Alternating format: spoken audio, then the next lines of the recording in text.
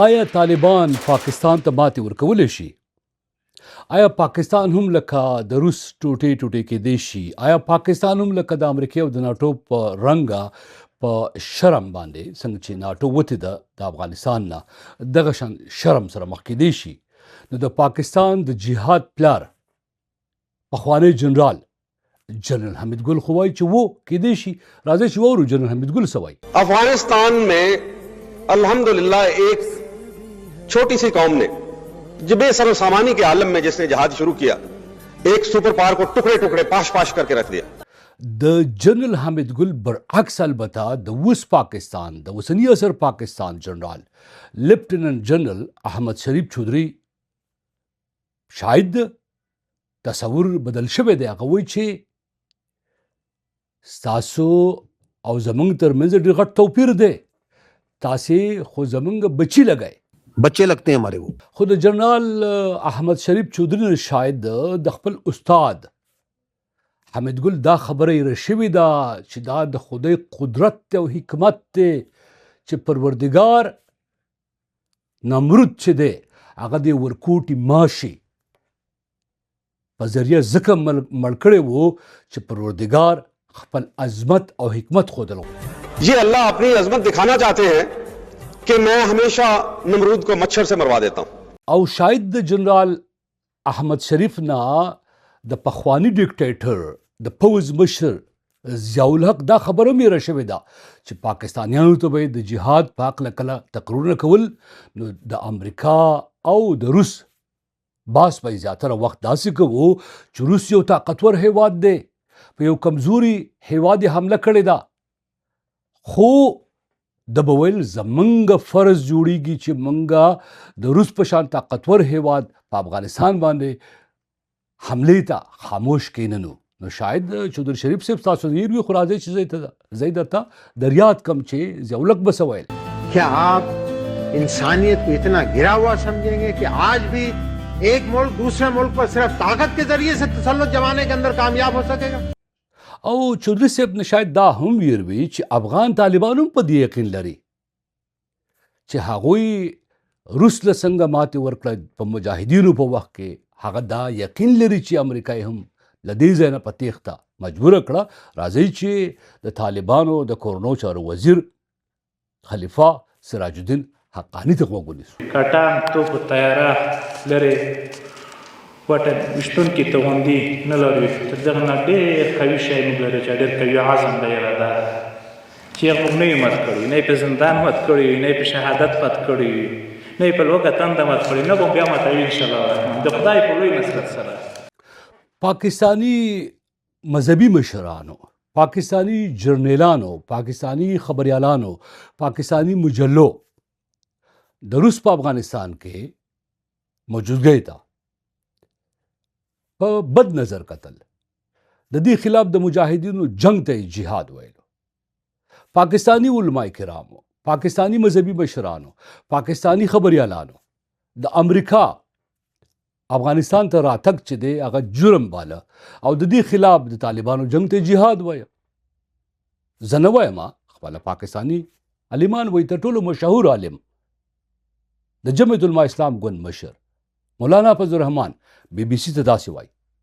طالبانو لخوا جایز ده په دغه لحاظ سره چې دفاعي ده د طالبان لخوا د تاسو لپاره هم هغه جایز ده؟ موږ لخوا هم جایز ده. او نه یوازې دوی دا جهاد ګڼه بلکې په خپله پاکستانیان وایي چې په دې جهاد کې برخه اخیسته. په پښتونخوا کې د حکومت ترجمان بیرسټر سیف واورئ. کلو در سره خبرې کوم د افغانستان په جهاد کې زما یو رول پاتې شوی دی. ما په افغانستان کې چې کله روسیان په افغانستان کې شوروي طاقت په افغانستان کې ما هغې کې جهاد کیسه اخیستې ده. او 40 کاله نه 1900 تر اوسه پورې یعنی 3 کاله مخکې پورې پاکستان چې د افغانستان جنگ په کم انداز کې خپل ولس ته وړاندې کوو هغه یو ډیر مقدسه جنگ په توګه ورته ښوده. پاکستانیانو بول چې زمونږ نه د غنمو په بوریو کې افغانستان ته سټینګر میزایل ور روان دي. د حکمتیار د ګلبدین حکمتیار د احمد شاه مسعود د نورو جهادیانو عکسونه به د تکبیر رساله په مخ پاڼه په سر ورق چاپ کول په دغه عکسونو کې به ورسره کله جنرال حمید ګل ناست و، کله به ورسره اعجاز الحق ناست و، کله به ورسره قاضي حسین احمد صاحب ناست و، خدای بخلی. او دا به روزانه چاپ کېدل. دا نوای جهاد، نوای افغان جهاد په سرورق باندې یو تاسو وګورئ د دې باندې څه چاپ شوي دي؟ کوهسار افغانستان، قبرستان صلیبي قبرستان، یعنی د غیر مسلمانانو دیره ده، دا د افغانانو کوهسار دی. په مدرسو کې، په مکتبونو کې، په رسالو کې، په ټلویزیون، په ریډیو با دا مقدس جنگ ګڼل کېده او دا به ورسره ویل کېده چې کافر راغلی دي په افغانستان حمله کړې ده. افغانستان د خپل دفاع جنگ کوي او د افغانستان د دفاع جنگ چې دی تاسو دا وګورئ، دارالافتاء د جامع بنوري فتوا ده چې د افغانانو د خپل هیواد دفاع چې ده دا جهاد دی. نو که نن افغانستان او افغانان د خپل هیواد دفاع کوي نو آیا دا جهاد نه دی؟ دې ته به تاسو جهاد نه وایئ، که نه وایه ورته نو څه به ورته وایه؟ د کرنل امام عکسونه به په تکبیر کې چاپ کېدل او دې ته به ویل اهن پوش. د جنرال ضیاء الحق تصویر به و، د جنرال اختر عبدالرحمن تصویر به و، د ذوالفقار علي بټو عکس به و او د ملا عمر صاحب عکس به ورسره لګېدلی و او دې ته به یې د افغانستان د جهاد مجاهدین ویل. تر 60 کالو پورې، تر 40 کالو پورې پاکستانیانو ته د افغانستان د مجاهدینو او د طالبانو تصویر داسې ښوده. اوس پاکستان وایي چې طالبان رژیم راغلی دی. دا رژیم چې دی دا د فتنه الهندوستان او د فتنه الخوارج ملګرتیا کوي. اوس پاکستان وایي چې دی په پاکستان کې د پاکستانیانو وینه بهیي. خو خپله دی پاکستان چې کله دا د ایسای مشر اوسنی چې کوم دی جنرال عاصم منیر د ایسای مشر و، نو د هغې وخت وزیر اعظم په امریکا کې دلته په یو ایس آی پي کې په تقریر کې داسې ویلي و چې دا زموږ ورونه دي، د دوی خلاف جنگ چې دی ناجایزه دی، د دوی سره که څوک مشکل لري خبرې دې ورسره وکړي. دی عمران خان په پاکستان کې په دې موضوع د خبرو په وخت داسې ویلي و. Must strengthen this current government, stabilize it for the sake of the people of Afghanistan.